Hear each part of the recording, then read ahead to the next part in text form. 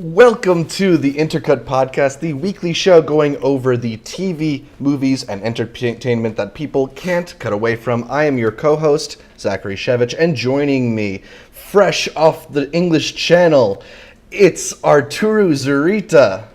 What's up, guys? Yes, I had my great-great-great-great-great-great-great-great-great-grandfather. Was not a Dunkirk. He was probably just chilling, like, in Mexico somewhere, but And he also might have been, like, 200 or 300 years older than anybody at Dunkirk, considering how many greats you just said. Well, no, we're Mexicans, you know, so it's like it's not that wide of a gap between generations. Let's see. Just excited to talk some Dunkirk with you, some Interstellar, Christopher Nolan in general. Yeah. He just got me confused because usually all of his movies, they have that I. Yeah. Interstellar, Inception, Insomnia, and now he's like, you know what? No, I'm just going to go completely different. Yeah, there's an I in there. He does like those one-word titles, except for when it comes to the Batman series, obviously. Yeah, well, that's different, but for like his own stuff, yeah. Mm-hmm. So we'll do a lot more talking about Christopher Nolan in this week's show, including his comments about Netflix and revealing a little bit of our own personal favorite Chris Nolan stuff. Yes, sir. But we start the way we start every week with what we're watching. This week it's the same movie, and it's a movie that is on most people's minds, the new Chris Nolan movie, Dunkirk.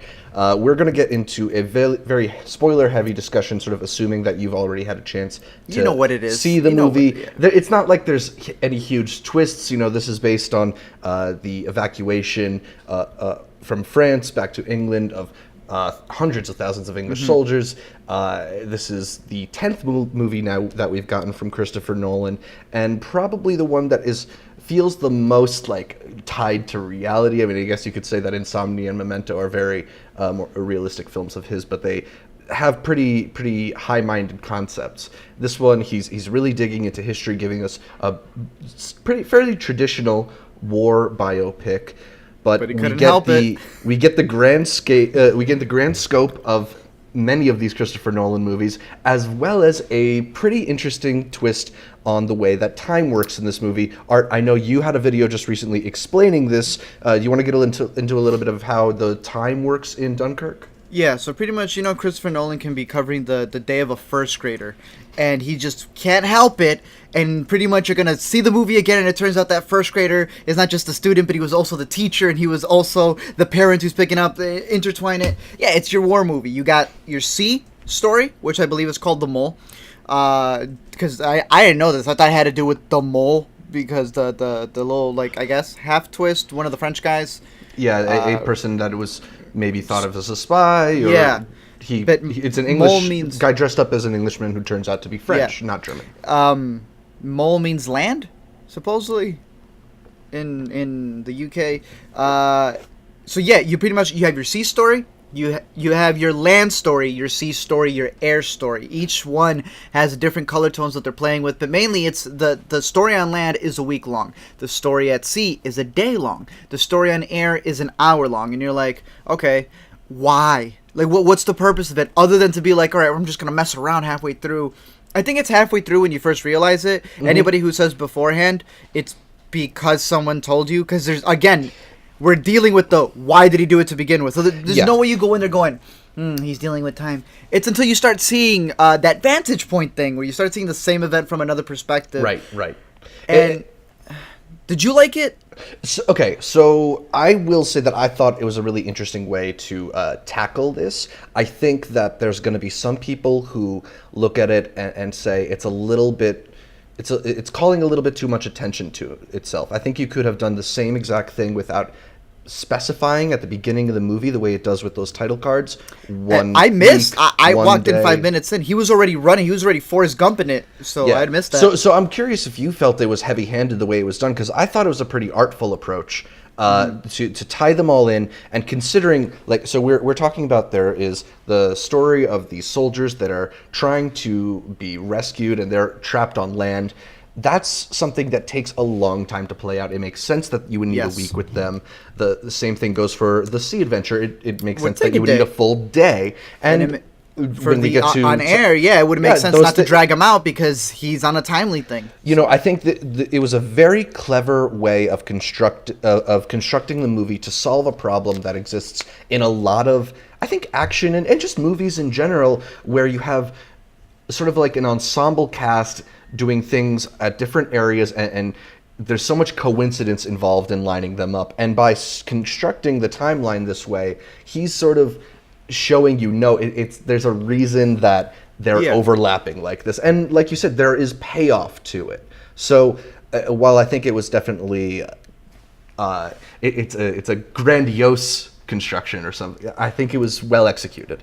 Yeah, I mean, obviously he had it since the page. Like, if you watch it again, you see that the way that he cuts from one action to another, even though they're completely different time sets, they're in the same timeline, they're just in different like moments in time.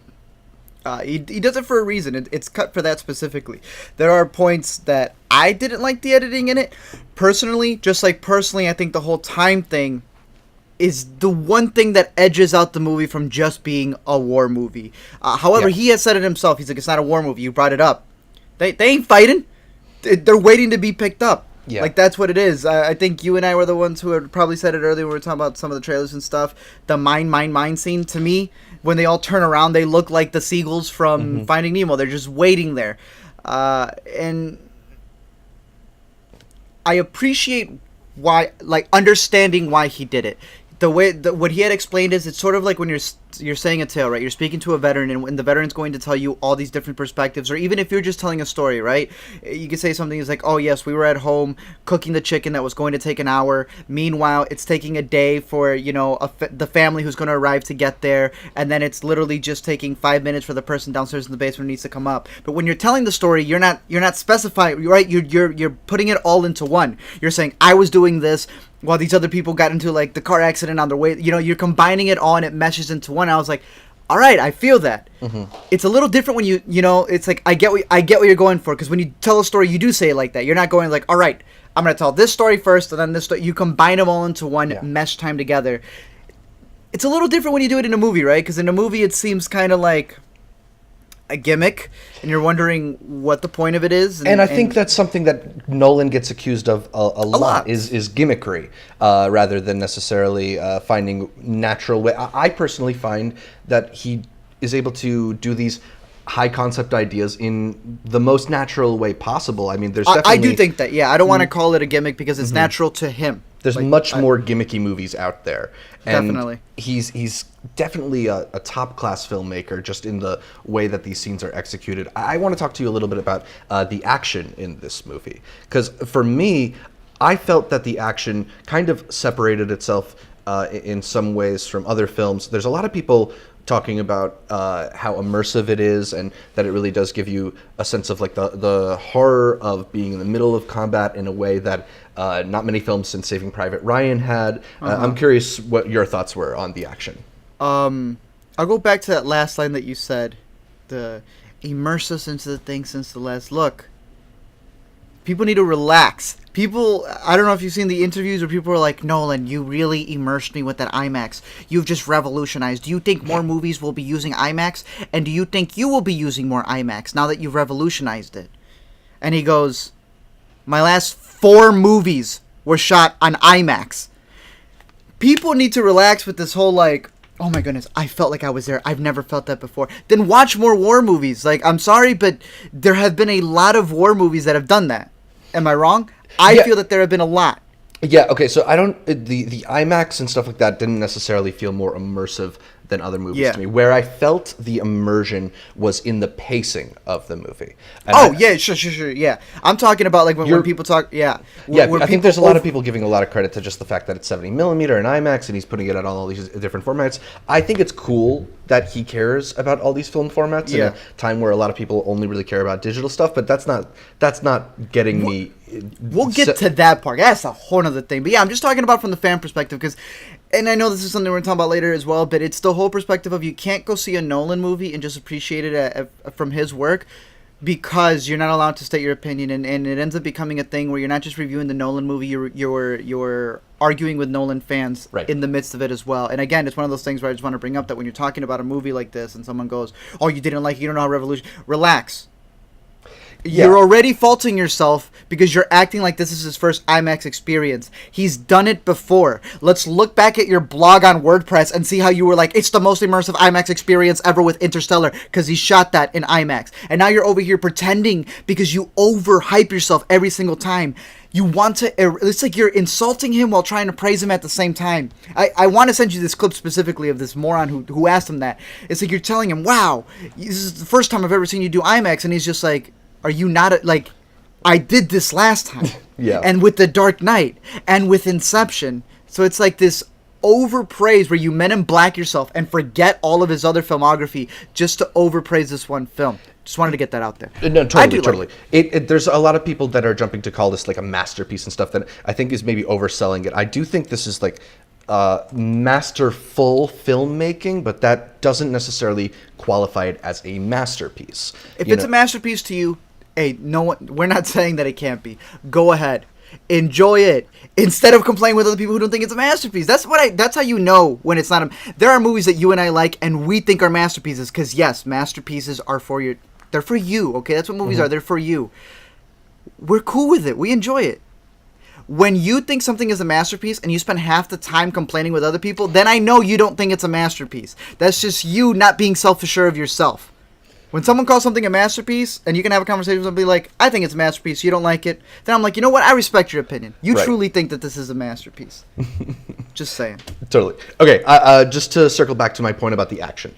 I thought the way that the pacing of the movie worked, in how deliberate each moment was, in how it really draws out how much time it takes to run down the beach, how much time it takes to swim out of the way of a sinking ship, how much time it takes just to circle a plane around it and get it in your scope.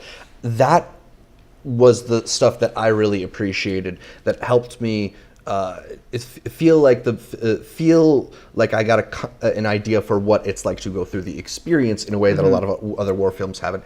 The shooting, the way it was filmed and stuff itself, not as much, but I really appreciated how deliberate the action was, and how it's almost like a complete contrast to something like Mad Max Fury Road, which is so chaotic and just fast paced, and I love that too.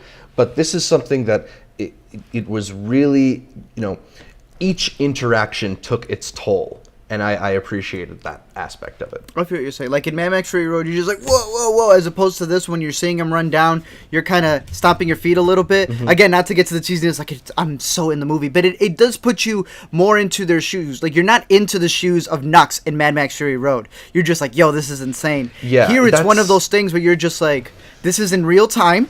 Because again, the movie's all the time. And you're sort of like, are they going to make it? Are they going to make it? Are they going to make it? Because I don't know these people. I don't know their names. I don't know their backstories. And I know that's a complaint a lot of people have. And I can see that as well. And that's why I think it differentiates from movies like Saving Private Ryan, where they give you that 20-minute, here's my backstory scene. But it's because of that you also go, this dude can go at any moment. Because it does not, they seem expendable. Yeah, the anvil is just like constantly hanging over each of these characters in a way that's very suspenseful. As you mentioned the action. Yeah. And you brought up Mad Max Fury Road. And Mad Max Fury Road, a lot of the action is because of that amazing soundtrack. Right. Which should have been nominated for an Oscar. Do you think a lot of it plays because of your boys? Okay, so are you asking me? Does it only work because of that, or does it work in concert with it? Because I think it works in concert with it. Okay, I felt like if you take off that ticking noise, that one that reminded you, it's time. It's all about chicka chicka time. It's all about chicka chicka time. I love Hans Zimmer. I never want to speak ill of Hans Zimmer, right? That being said, maybe it was the speakers in my theater. Maybe it was the way it was mixed. But to me, it felt like a reminder of, hey, it's time. And don't get me wrong, I like it. I love all of Hans Zimmer's music. I mean, that's an intentional effect. Like, we shouldn't act like it's unintentional. But if it takes you out of the movie, then it's not so good. much that it... I mean, yeah, it took me out of the movie because I feel like it's just reminding you consistently, hey, these people, like you said, these people were doing it in real time. So, you know, in a real movie, it would be cut a lot shorter and quicker. But because we're doing it in real time, we got to fill in that minute. So let me remind you consistently with this ticking clock in the background that we're rushing. And I don't know, that was just something for myself personally. Never want to speak ill of Hans Zimmer because it is a fantastic soundtrack. I just felt, because you do know, I don't know if you heard, the ticking is actually a recording of Christopher Nolan's pocket watch. Oh, really? Yeah, so it actually is. Like, it's That's not even funny. an instrument. It's his pocket watch that he recorded and just played it in there. I don't know. I personally just felt you take that away from it. The ticking specifically, not the score. The ticking effect from the score. And... Yeah, I mean, I think...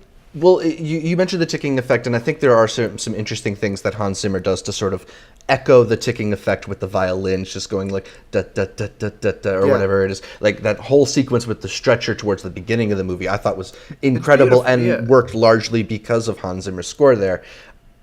Like I said, I think that it kind of works in concert with it. You know, like score is an essential part of movies, and while I do think it can be overwhelming in some movies, I thought it was, you know, pretty much connected with what I saw on screen for me.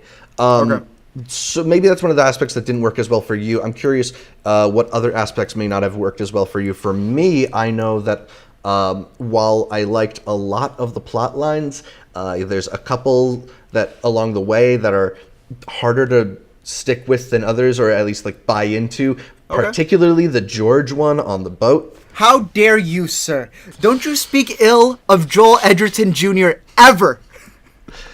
Which movie is he Joel Edgerton Jr. in? We're talking George the kid who gets hit in the head, right? Yeah. That man looked like Joel Edgerton Jr. Did you not see that? He looked like the most British boy I have ever seen in my life. He looks like he should be in a Young Beatles biopic or something. He looks like if Mad magazine was founded in the UK. Yeah. That's what he looks like. Yeah. Very nice sweater vests, though. Oh, fantastic. He was high fashion for war. I was rocking with their style. Him and his buddy. I was rocking with their style. I liked it. Yeah, I mean, so there's that confrontation on the boat between him and Cillian Murphy with Mark Rylance there, and he sort of falls down the stair. I mean, like, that just felt heavy-handed and melodramatic to me. A heavy-handed way of kind of like teaching them the impacts of war, which did not need to be there. To me, what didn't work was the whole, is he okay? Yeah, he's fine. Boy, you just heard the soldier say, he's dead, boy. Why are you lying to the man? Yeah, the timing of that was a little... I get why it was the whole idea, because again, it plays with the reality. You know, by the end of it, Harry Styles feels like, oh, we're losers, but everyone's celebrating him, you know? What's his name feels like a hero. He's about to get caught. Cillian Murphy, it's playing with his reality. You know, he survived, but they lie to him so he doesn't feel guilty that he murdered someone. Innocent. Yeah, I mean, I think there's a lot of interesting elements there to like kind of chew over. So, you know, I've heard some people saying that there's not a lot here in terms of about, like, what is this movie about? And I think some of the things that it's about, it's what you're saying, it's perception versus reality, and the experience, the way we experience things, and the way that they're talked about. But I also think that there's a very like fervent statement made on the bravery of helping others versus the bravery of attacking others, and I think it's done through a couple different things. First of all, you basically don't see any enemy soldiers on screen for the duration of the movie. You see some planes. You see things being shot at them. At the end, you see a couple in the distance surround Tom Hardy, but it is largely a faceless, nameless enemy. They don't constantly talk about the Nazis. They talk about Germans. There's no Nazi memorabilia even in the movie. Yeah. Even when they showed the "we are surrounding you" propaganda in the beginning. And the killing is very largely done in the background or off screen, or they show you the consequences of the bullet, but not the bullet going in.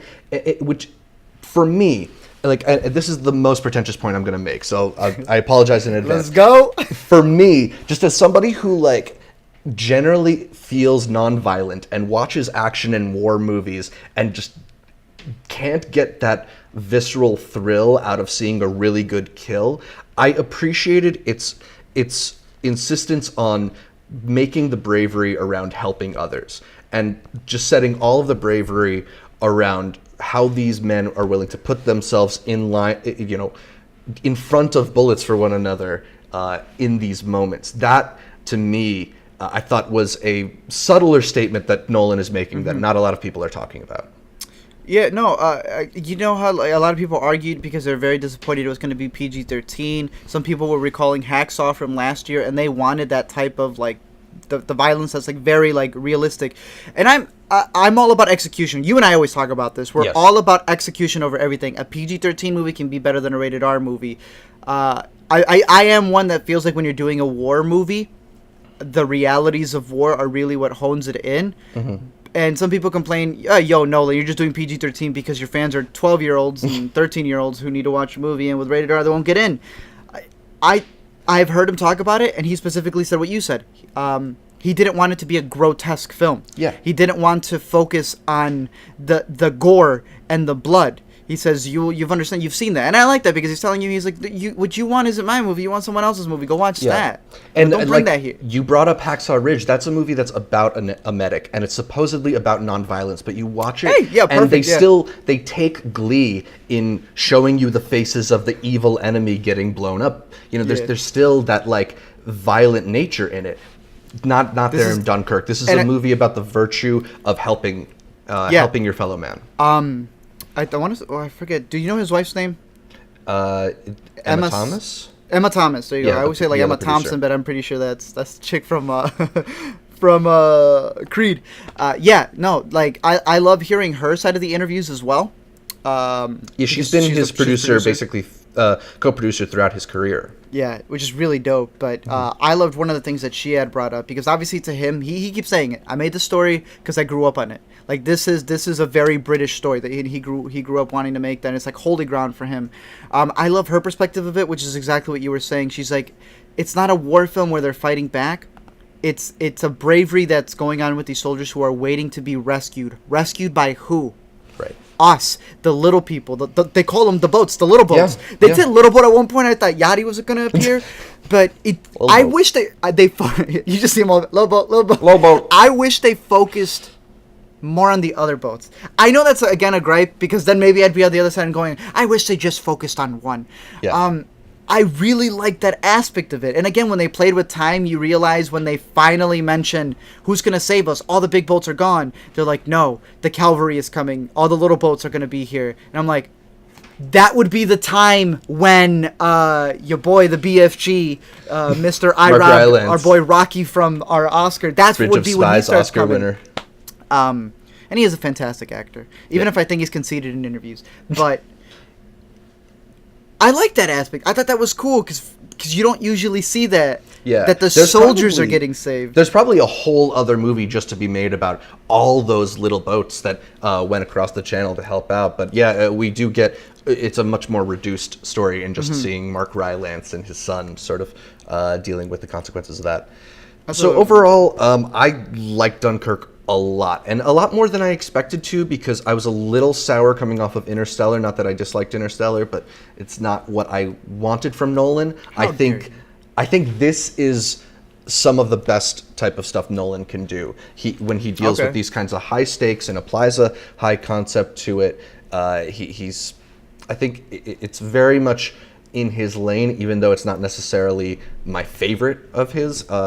Just in terms of him being like a professional movie maker, like this is like a really, really solid Nolan movie to me, and I highly recommend it to like anybody. Yes. This is one that I think is a must see from the summer, and I hope it sticks around to maybe get a slot in the Oscar race. I hope so too. You know, I've been rooting for Nolan because they do my boy dirty in the Oscars. Yeah, they do. But no, I agree with you. All the fanboyisms aside, this Nolan, even if you can't hate this man, you'd be ignorant to say he's not a good filmmaker. Like you don't have to like him, but you would be ignorant to say he doesn't know how to craft something. This man, yes. Go ahead. No one out there is as committed to making original, large-scale blockbuster films right now. Yeah. So let me bring it back with that whole thing that we were talking about earlier, the little glimpse of this man had cardboard cutouts. because he didn't want to use CGI. My man doesn't believe you can CGI plane, so he put the IMAX cameras on a $5 million aircraft that he then burns at the end of the movie. Like, this man is spending real money on stuff that goes into his budget, stuff that ends up... You can see it all on the screen. Christopher Nolan's like that teacher who uses their salary to pay for the kids' stuff. He's Hilary Swank from Freedom Writers. That's who he is. And because of that, I can say, even if the movie is not a masterpiece for myself, I appreciate the commitment that he puts into every single one of his movies, including the huge blockbusters that are studio films. It is very rare. I would say Matt Reeves is getting up there, to have somebody who's making these personal films. And I truly want to make this comparison right now. Matt Reeves has done his two big Warner Bros. Hey, funny enough, franchise movies to finish up a trilogy. He's got his trilogy. Ironically, he's moving on to Batman. Nolan left Batman to make this slew of movies that are all big blockbusters, but they're indie films. Because he's writing them. His wife's the producer. You get what I mean? And indie mentality in the blockbuster. The indie mentality budget. in a blockbuster budget, and that's very rare to have that. So it's like he's in a position where he's gonna get hate just because of that. It's at any point. 10 films in, I think he's yet to make a bad film. He's made a couple that have disappointed me, and I have valid reasons for those. But I can never say that they're bad films, even in his even in the lowest one, even in the slots 10 or 9. Which I wouldn't put this. I'd put this right in the middle. I think it's his second best historical adaptation. The first being the biography trilogy that is Bruce Wayne's. But I definitely think it's worth checking. It's one of those movies you have to check it out in theaters. If you're going to check it out, whether you like it or hate it, you have to give it the I don't say benefit of the doubt, but you have to give it its rightful viewing, and that is in theaters. IMAX 70mm if you can. I'm mad. Our Navy Pier is down in Chicago, so we don't have that. But I've yet to see it in IMAX, so even though I haven't been blown away by it, and I don't really feel a desire to see it again, I have to see it in IMAX before it leaves. Yeah, I feel like it's, for guys like us at least, that's a must-do. So if you've seen Dunkirk, which chances are if you're watching this you have, let us know your thoughts down below in the comments or tweet them at us. We're on Twitter. We'll definitely get back to you with our thoughts, but we move on to Yay or Nay, where we give our approval or disapproval of the latest in the entertainment industry.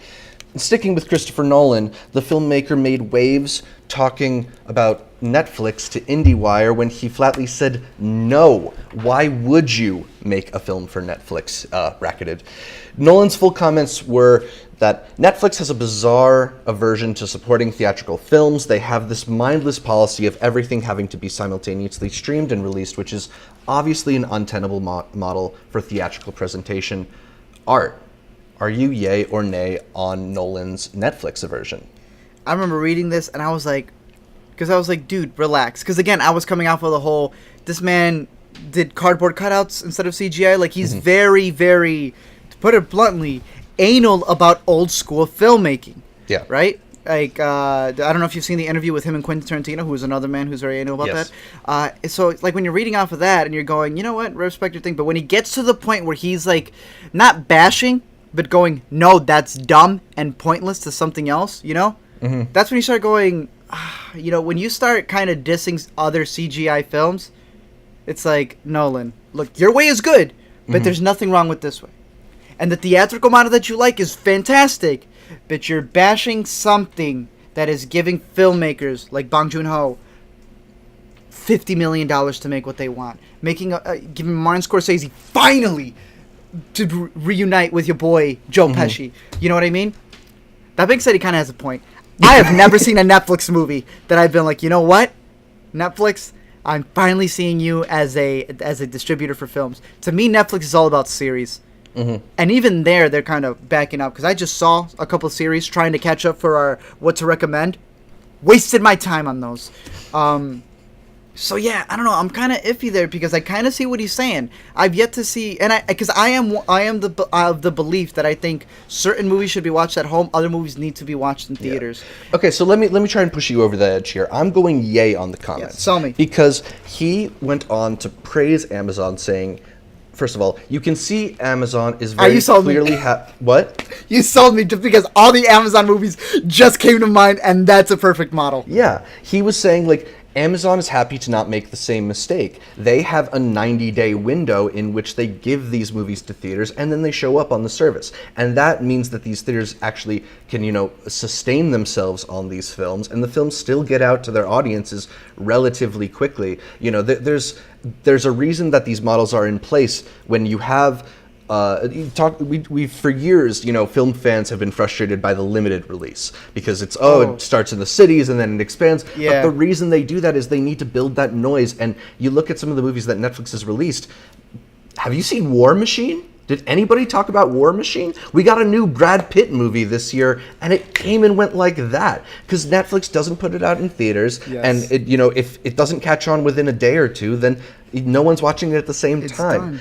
Even Netflix knows it. It ain't in the front anymore. Yeah. Nolan also mentioned that it's not that he's so much against Netflix, it's that he made a theatrical film. He is a guy who wants to see his movie in theaters. And Netflix just doesn't care about that. I don't think it's that he thinks Netflix is disgusting. He just doesn't see himself as a match. So I agree. I'm glad Dunkirk was a theatrical experience for me. Some movies should be seen in a theater. I'm glad I saw Okja in a theater, even though that's a Netflix movie. Mm-hmm. It's just, there are different models for different types of movies, and like you mentioned, not all movies even need a theatrical release. Like, I'm glad Joe Swanberg, Jake Johnson also often works with him. I'm glad Joe Swanberg seems to be working so closely with Netflix now, because he makes those small, intimate movies that should be watched on a TV. Exactly. No, you sold me, dude, 100%. All you needed to mention was Amazon, and all I thought was, they have an Oscar. They have Manchester by the Sea. I'm thinking back to when I was at Sundance, and every movie Netflix bought, I don't care about. Big Sick is in my top 10. So it's like, you were 100% correct. I think the model plays a lot to it. It's almost like Amazon respects their movies more, and they're like, you know what, you deserve the theatrical run. As opposed to Netflix, that does kind of feel like, yes, we're going to... Because Netflix is just a machine. Do the math. $8 a month, 300 million users, they're making billions, right? So they have money to make all this stuff, and it's true. Stuff just gets burned in there. I was watching Netflix yesterday. You'd all be lying if you weren't scrolling through Netflix. You stop on War Machine and go, I should watch this, and then keep scrolling. Yeah. It's tough. Too much content on there, but that's their policy. That's their strategy. Yeah. With Game of Thrones' 8th and final season set to air next summer, David Benioff and D.B. Weiss are looking ahead to their next project with HBO officially on board. Confederate would chronicle an alternate history in which America is preparing for its third Civil War, and slavery remains legal south of the Mason-Dixon demilitarized zone. The internet has had plenty of reactions to this development, particularly considering the hashtag problematic parts of this project. But in an interview with Entertainment Weekly, Weiss and Benioff defended themselves, saying that they've hired a diverse team to help them usher in this project. Art, do you like this choice in project from the guys who are running Game of Thrones? Heck yes. It could be a thing, because I trust HBO. Could be a thing. Remember where it's just like really a movie made out of Legos? Mm-hmm. And then what happened? Right. Really? This dude from 10 Things I Hate About You being the Joker, he looks like a joke. And now we have one of those, a landmark performance. Even with Game of Thrones, people were like, this is not something you adapt. It's not something you adapt, the people who read the books. And now look what you have. That being said, if this fails... Because there's still slavery. I have not heard anything about this. So this is just how you're asking for it. Yeah. Like that's the thing. So if I'm Weiss and Benioff, I don't touch this. Like, are they British? I don't think so. I'm pretty sure they're American. Yeah. Do they not have a news channel? Like, exactly. Like, you're just putting yourselves at the center of a target. So if I'm them, I go nay. But I'm not really, I don't like to be in the business of judging things that aren't done. Like I think I heard this point on the Little Gold Men podcast. Mike Hogan, I think, was saying it, but like Ryan Murphy is like one of the last guys I would pick to help deliver a nuanced take on the OJ trials. And he surrounded himself with the right people and made like one of the most interesting miniseries of last year. Yeah. if this, they've talked about some of the people they've brought in. If they really do have the right people behind this, and we've seen through Game of Thrones that they have a lot of filmmaking power at their disposal, this could be great. Could also be a huge disaster, and I'll criticize it then, but not until I've actually seen some of what they're planning to do. Hey, if anything, there may be geniuses, and they're gonna get a lot of news. What's the phrase? Any publicity is good publicity. There you go. So for years, it's been speculated that Steven Spielberg might have actually directed the 1982 horror film Poltergeist instead of Tobe Hooper. Recently, on the Blumhouse Shockwaves podcast, Annabelle director John Leonetti, who worked on Poltergeist as a camera assistant, said the following, quote, "Candidly, Steven Spielberg directed that movie. There's no question. It was really more of a setup because Steven developed the movie and it was his to direct, but there was anticipation of a director's strike, so he was the producer, but really he directed it in case there was going to be a strike, and Toby was cool with that. Every once in a while, he would actually leave set and let Toby do a few things just because." Art, are you yay or nay on adding Poltergeist to the Spielberg film canon? Sure. Does he have horror movies? I can't really think of much horror that he's done. I mean, if you want to throw Jurassic Park in there. Yeah, some people would see Jaws, maybe Close Encounters. I've never seen Jaws. them. See, because I would see Poltergeist as something completely, because those aren't really horror movies. Those are just thrillers in a sense. They're Things that have scary elements. I mean, Jaws is Poltergeist is a horror, classic horror, but yeah, Poltergeist horror is definitely different. I mean, it makes sense to me. I mean, he had that golden touch in that era, so it seems to be anything he's attached to and would be this iconic thing. It's strange to me that it's taking so long for this to seemingly come out. It's not like Poltergeist was that long ago. I feel like it's weird that this is still this talked about rumor, but I mean, this seems to be pretty much from the horse's mouth. I mean, maybe not the director or co-director himself, but to be a camera assistant, I feel like who directed that movie. So we're talking the one with Sam Rockwell, right? The new one? No. The 2015? Yeah, exactly. The remake. I think this happens all the time, though. Yeah. I mean, that's the thing is, I do wonder how much we don't know about this stuff. You look at even the new Star Wars, where Tony Gilroy came in and fixed it. Now we have the Han Solo spin-off, where Ron Howard is coming in to fix it. Sometimes we hear about it, sometimes we don't. That are released. No, I think there's a lot of things. I'm gonna be frank right now. I don't think Angelina Jolie has ever directed a movie. I refuse. I don't know. Maybe she did. I don't think she's directed. I think your boy, who is yet to get his Oscar, our cinematographer, Roger Deakins. Roger Deakins is a director of Unbroken and all the other movies that they've worked on together. I'm willing to give Deakins credit for anything. That's my hot take. That's what I feel is happening. Well, maybe I don't want to give him credit for Unbroken, but regardless. Yeah. A project that's been kicking around Hollywood for years is a script about the male strip club Chippendales, famously parodied by SNL on Chris Farley in the 90s. Yeah. Ben Stiller has long been attached to different versions of the story, but it appears to be finally moving forward with Dev Patel cast in the opposite lead role. Based on true life events, Stiller's character eventually hires a hitman to kill Patel's character. Art, yay or nay on these actors for the Chippendales murder movie? It was Ben Stiller and Dev Patel? Yeah. I'm down for it. Dev Patel's kept busy. Mm-hmm. It's not like he's gone away. Because you'd be like, look at his IMDb. He's been doing stuff. He just hasn't had something as big in the mainstream as the Kumar movies. Right. Yeah. So I'm down for it. I like Ben Stiller. I don't think Ben Stiller, other than the Zoolander movies, I don't think he's completely fallen off, as some would say an Adam Sandler has, as some would say, just the rest of them have, because he'll have something like Zoolander, and then he'll have that Noah Baumbach movie that came out.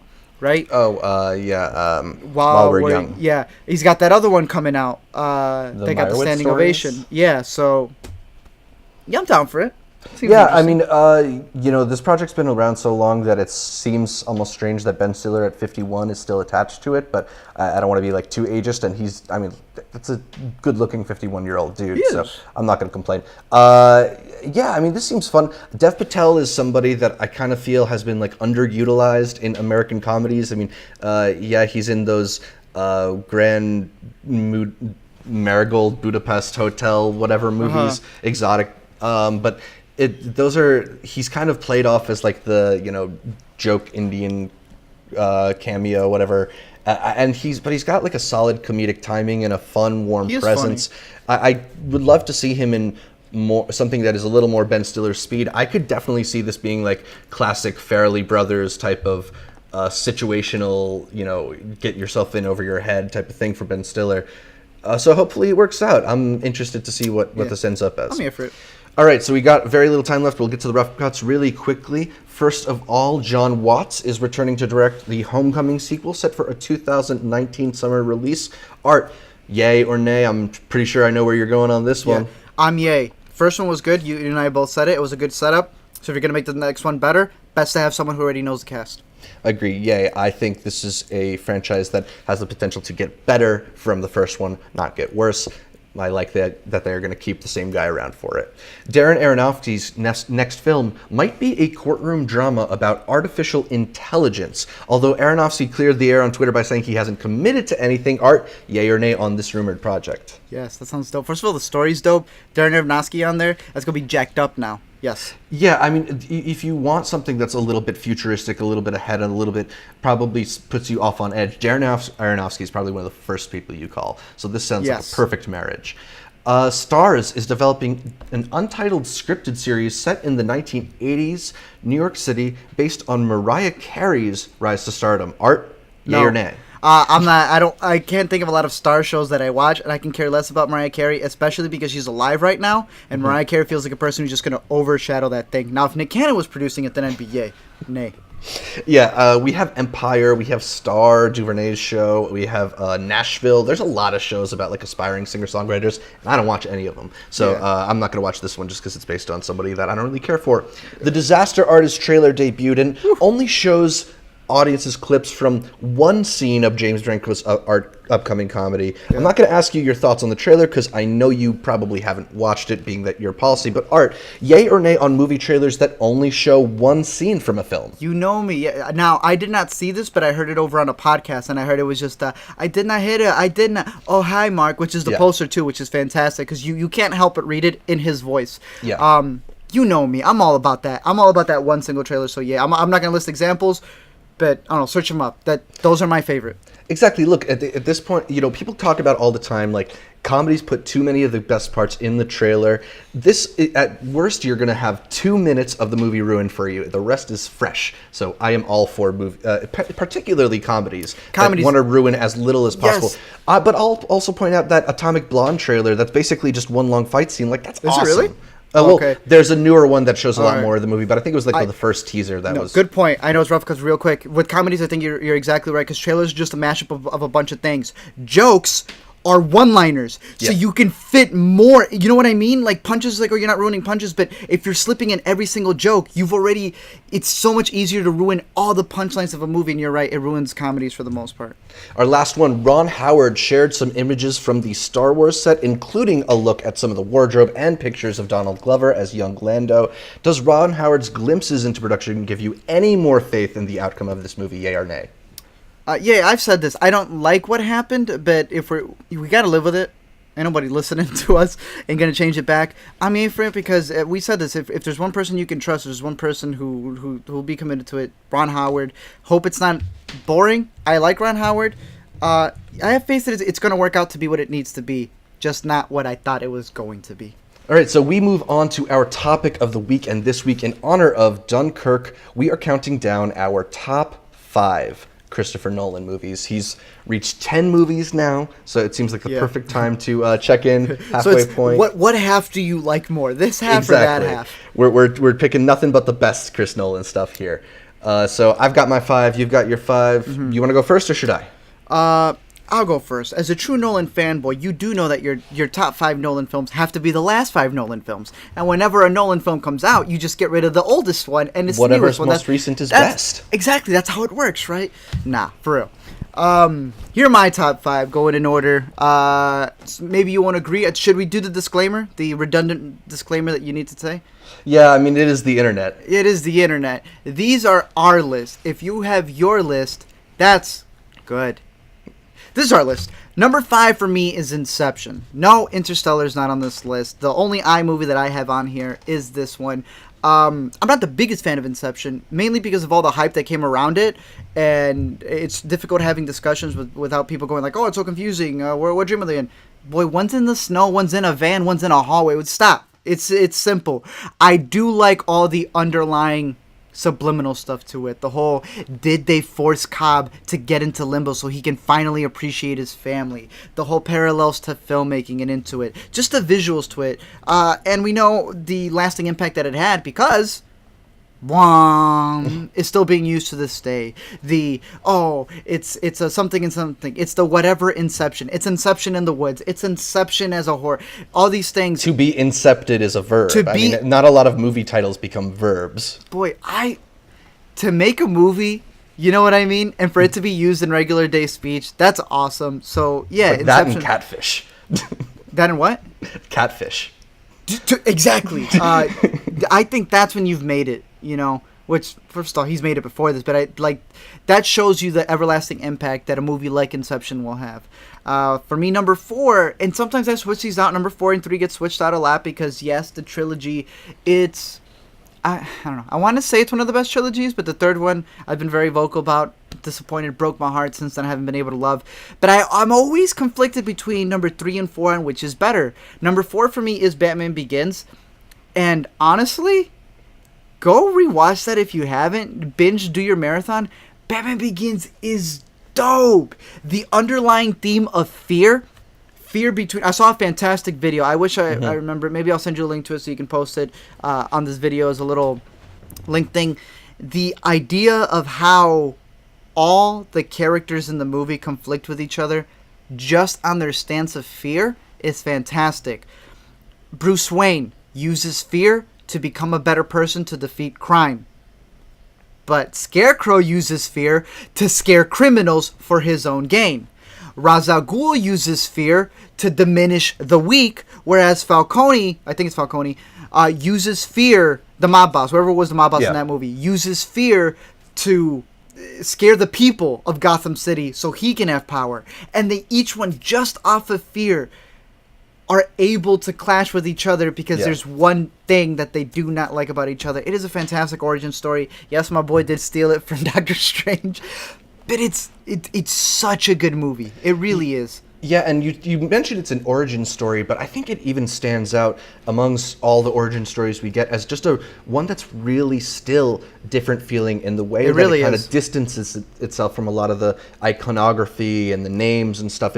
It does that thing of placing Batman in the real world that people give Nolan a lot of credit for. Yeah, because that's where it spiraled off. Also, it was meant to be a standalone, and I think that's a perfect way to put it. Origin stories just feel like that was the setup. Can't wait till the real film for the sequel. This felt like this is the movie, and then we were treated to it as my number 3, The Dark Knight.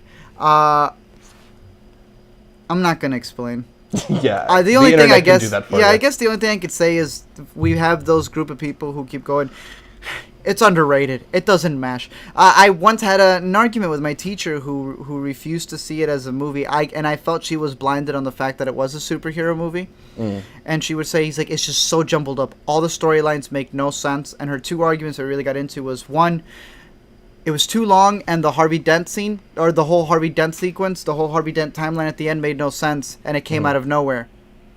You either live long enough to become the villain, or you either die a hero or live long enough to become the villain. That's in the first act of the movie. So when someone tells me that it comes out of nowhere, play Kendrick Lamar humble. The other one is, the argument was, it's so convoluted, there's so many things going on. Who's the main character? The movie's called The Dark Knight, be quiet. For those of you who don't like it, sure. We were talking earlier. Masterpieces to you are masterpieces to you. If someone else doesn't like it, don't waste your time with them. Yeah. You just said something was your masterpiece. Spend those 2 hours and 40 minutes watching that masterpiece. That's The Dark Knight, number 3 for me. Number 2. Again, these are my top 2 favorite Nolan films. The only reason this is at number 2 is because number 1 is I've told you about this week in my sophomore year of high school. I had a week my sophomore year of high school where I just abused Blockbuster and the past that they had and just watched a bunch of movies. And honestly, that week is the reason why I am obsessed with movies. Both of these were on there. This one just so happened to be the one that I saw second. And I have to say, like, the tail end of the week. Prestige is a fantastic film. The Prestige is beautiful in its visuals. It's beautiful in its storytelling, in the way that it just tells you, I'm going to manipulate you with this movie. Are you ready? Yes. You're the little kid that Michael Caine is telling, the setup to The Prestige to. I still watch it and go and pick up on things, which is what a good movie's supposed to be. Mm-hmm. I still watch it and wish that we had that Thomas Edison versus Tesla movie, but David Bowie ain't here to play Tesla. Yeah. First of all, David Bowie plays Tesla in this movie. Yeah, and that should be enough for you. First, it should be enough just because, it's David Bowie playing him. But on top of that, it doesn't take you out of the movie, which is so weird because David Bowie is so eccentric. And I'm one who complained about the Game of Thrones Ed Sheeran thing. That's how natural this felt. It's a beautiful movie. I love the way that you could still watch it again and still be surprised by it and caught off guard. But it sits at number 2. Prestige, being one of my favorite movies of all time, still sits at number 2 because Memento changed, honestly, the way that I saw movies. It's weird because it's one of those movies where you have that movie that's so revolutionary and all the film school kids talk about it or whatever, and it gets to a point where you're just like, okay, yeah, that's cool. We've done that to death. No one's done it. Pulp Fiction and the dialogue has been tried to death by other people who have tried to be Pulp Fiction. No one has come close to what Memento has done, even Nolan when he's tried, to doing what he did with that narrative. To this day, we've talked about this. Yes, it takes place in the early 2000s, late 90s. But if you were to see it now, it feels like a fresh movie. He can repackage that, and send it into theaters and be like, yo, this feels like a brand new revolutionary concept that when people are doing interviews, they go like, this is the original movie I've been waiting for. Yeah, I mean, it's a completely original idea that it's such a high wire act. I don't know how anyone could ever try to copy or imitate or... You can't. Anything is a second place version to this in terms of the non-linear construction. Bro, 15-year-old me sitting down and watching that, I was just like, you can do this? Right. No, I remember literally vocally saying, you're allowed to tell a movie in reverse? That's a thing? I did it. Oh my goodness. It's mind-blowing the first time that you get to experience it. It really, it just teaches you a whole new way of approaching story. Exactly. And to me, that's when I said, what else is possible? Right. And because Memento opened my mind to the idea of what else is possible with movie making, it will probably forever sit as my number 1. That's a very solid list. There's not a whole lot I disagree with. Rearrange them. I will rearrange them only slightly. My number 5, it's the one we just talked about. I'm going to put Dunkirk there. It might be some recency bias. There might be some of that there. But like I said, there's a lot of things in the movie that I found to be particularly moving or well executed. And there's some novelty there to me that it really is kind of a movie that stands out for me, especially as someone who doesn't love war movies much. I found myself really into this one. Number 4, I'm going with The Dark Knight. It's my favorite of all those Batman movies. Okay. Batman Begins is just off my list. For me, The Dark Knight, it's 2/3 of a nearly perfect movie with a coda tail 45 minutes that's It is fine, jumbled. fine. Yeah. Like, I'm not gonna, there's some people who are like, oh, it's the worst, it's whatever. I think it's just not up to the level of the first part, which is so That's above and beyond something. what we get. That's yeah, exactly. Something. And I don't think there's any shame in having half of your movie be like perfect and the other half not as perfect. Number 3 for me, I'm going Inception, and this is one that I'm honestly surprised I have so far up my list. When I was assembling my list, I kept looking over some of the other ones and was like, can I Following slide Batman Inception. Begins? But like with Inception, you know, you mentioned that the influence in terms of its score and stuff, there's a lot of that. But similarly to Memento, I don't think we've gotten many people able to copy this sort of idea of worlds folding into each other, even tried. visually. The way that the movie looks with streets coming up and stuff is still so unique. You know, we have this slew of high-budget CGI movies, and there's a sameness to a lot of them. Particularly the Marvel movies have a very similar CGI look, but there's no movie that has looked like Inception before or since. And I think, you know, there was a lot of fanboy love for the movie when it first came out that kind of made it hard to embrace as fully as I once did. But now that we've had some distance from it, there's so much that's memorable from that movie. Like you mentioned, we got a whole new verb out of it. Yeah. It's just a very unique movie, and I think probably the best use of Nolan's aesthetic in a high budget package. Definitely. And Avatar came out that year. It did. This was better. Yeah, totally. Visually. In my opinion, at least too. Yours as well, as obviously. My number 2. It's the same as yours. It's The Prestige. I mean, this is a movie that I find to be vastly underrated in the Nolan spectrum, just because it seems to come at this weird point right before he got a lot of attention and acclaim for Batman stuff, but like after Memento was his indie darling, it's that weird middle child. Yeah. But there's so much interesting here. It also plays with some nonlinear aspects, and you got really my favorite Hugh Jackman performance and a great Christian Bale performance in this too. You talked about the way that he's talking to the audience, like he's talking to the little kid. Nolan is a guy who does some meta aspects to his movies. There's some of that in Inception, and there's some of that in Interstellar. Yeah. This, for me, is where it works the best, because he's telling you the construction. He is giving you the tools to try and piece this together. And then he executes it right in front. He executes a crazy twist right in front of you without you necessarily following along. Crazy. So He tells you.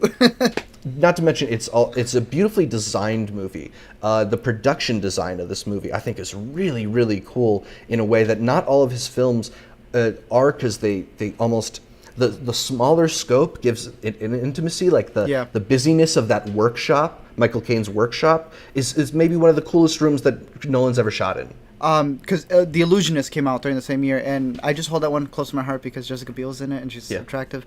But that's a perfect example of the big difference between, it's not just the storytelling, but production design is a huge difference between the two, and why Nolan's stands out a lot more than this place, Illusionist, that felt a lot more like sets. Yeah, absolutely. But for me, I have to go with Memento at my number 1. I have to go to the same movie as you. I mean, like, look, this is just a completely unique experience. I wrote it, talking about watching it in high school. I watched it in high school, ended up writing like a 14-page paper in my senior year, just like for extra credit and stuff. Like this, there's so much that's interesting about this movie. The way that it's constructed sort of forces you to put things in place in a way that engages your brain. Forces you to engage your brain in a way that a lot of movies don't necessarily do. Mm-hmm. There's so many iconic images and moments. It has a slew of comic relief, and the pacing is great. I mean, it's just such a well-constructed movie. There's so many interesting aspects to it. Like you, it just taught me to think about movies in a different way. I really, really appreciate that, and I just don't think anybody has done something that marries structure to content better. Yeah. There's a reason for that nonlinear nature to this movie, and that's the short-term memory loss that the main character has. And you get to both be in his shoes and follow the path of the movie because of that outside-in construction he gives you. It's genius. It's brilliant. It's brilliant. It's brilliant. I love Memento. You obviously love Memento. And if you haven't seen it, honestly, we're jealous. Yeah, I'm not. Yeah. I mean, I bet you there are those Nolan fanboys out there who haven't even seen it, and to me, that's a crime to advocate for the guy without seeing his best movie, which is just so unique. I'm not even gonna be mad and say anything. I'm just gonna be like, you know what? Just watch it, because the best is yet to come. All right, so that is it for our top 5. We quickly head to the new to see because in theaters this weekend we get The Dark Tower, Detroit. In movies your teenage cousin is probably pumped about, Midnight Sun, Step, and in limited release, Wind River. Art, I know you saw Wind River. Woo! You just gave me what to talk about. Any of these movies you excited for this weekend? Wind River, and I've already seen this. This is my number 2 movie of the year. Definitely check it out. I've said this one of the best standoffs since Reservoir Dog. Interesting. Yeah, so this is directed by Taylor Sheridan, who wrote the scripts for Sicario Debut. and what was the other one? Hell or High Water. Yes, but this is his directorial debut with Elizabeth Olsen, Jeremy Renner, and John Bernthal. That's one that I'm definitely excited to check out. I also want to see Detroit. I don't think it's going to be amazing, but it's Catherine Bigelow's first movie in, I want to say, 5 years. So. Here's who does her posters. Those are very underrated posters.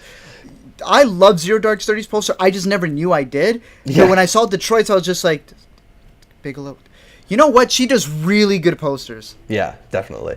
New to streaming on Netflix in July 25th, we get Joe Mandy's award-winning comedy special. You might recognize him from being a writer and bit player on Parks and Recreation or from his frequently funny Twitter. I've never seen him perform stand-up, but I'm probably going to check that one out. Okay. And then on July 28th, The Incredible Jessica James. No, this is not a new season of a Marvel Netflix TV show. This is an indie comedy about dating starring Jessica Williams from The Daily Show, formerly of The Daily Show. Yeah. Art, this had its premiere at Sundance this year. Did you see it or? No, I missed it. I too. It's funny you say that. I did think it was some like superhero stuff because Netflix had already bought it by the time that I came to see it. I was just like, what the heck? No, I didn't get to see it, but you know it's on Netflix, so might as well check it out. I like her a lot. I've just never really seen her in a leading role like that. And then on July 31st, not a new movie, but Dark Knight came out a couple years ago. This is not Dark Knight like Nolan Dark Knight. This is Dark Knight like Day and Night. This, spoiler alert, is a fictionalized version of the Aurora megaplex shootings. I have read mixed reviews, but I'm just really curious to see how it handles that subject matter. Have you seen the trailer to this thing? No, I didn't want to. Watch the trailer to this thing. You're going to want to watch the movie. I was like, what the heck is this? It looks July like 31st. It looks like, is this going on Netflix? Yeah. I have not been able to find the movie. Well, there you go. Yo, just watch the trailer. And this is someone who tells you not to see trailers, but watch this trailer. It's insane. On Amazon on July 28th, Chef, the Jean Favreau. Did I just say Jean Favreau? The Jean Favreau movie. He's French. Because he's a chef, you know. He's a chef. It's a pleasant movie. I think it's like if you don't have anything better to do on a Sunday afternoon, totally worth your time, will make you hungry. And then both on Hulu and Amazon on July 31st, the horror film Jeepers Creepers. I've never seen it. Classic. I am a Jeepers Creepers fanboy. Yeah. HBO Go, a couple days ago, July 22nd, they added Hacksaw Ridge, which we talked about earlier in the show. I thought it was pretty good, not my favorite. And then July 29th, they will be adding Almost Christmas with Danny Glover, Gabrielle Union, and others. Was this a movie that you saw back when you were seeing like every new release, or you miss it? Almost Christmas? I don't know. I've never even heard of this, I guess. Didn't seem too special, didn't get great reviews. So we are up to our picks for the week. Art, what do you recommend people see in theaters this weekend? Look, I know we've recommended this before. Go see Nolan movies. Other than that, see Dunkirk in IMAX if you can. I wanted to give you guys a Netflix recommendation. I did the work because I feel bad that I'm always just giving you theater releases, and some of you can't make it out to the theater. So I was like, you know what? Let me go binge some stuff on Netflix. I binged a show called Gypsy because my girl's in it. Yeah, what? I love Naomi Watts, but that one's been getting some pretty poor reviews. Pointless. We don't always talk about, like, there's no reason. That is an hour and a half condensed thing at best. There's some plot there, though, so if you want to just go to Reddit. Good to know. I'm going to go with something that's on HBO Go. It's not something that I think we've talked about yet on the show, but it's a really fun way to spend, I think, a 40-minute special.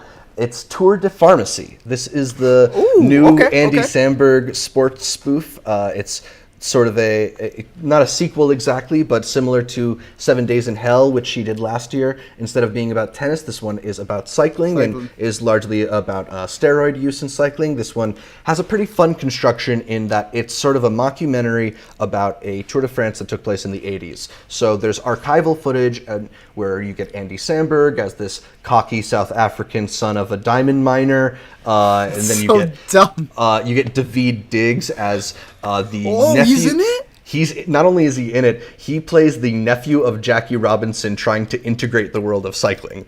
So, so you get these guys, but then you also get talking head interviews with older versions of them, played by Jeff Goldblum and Danny Glover.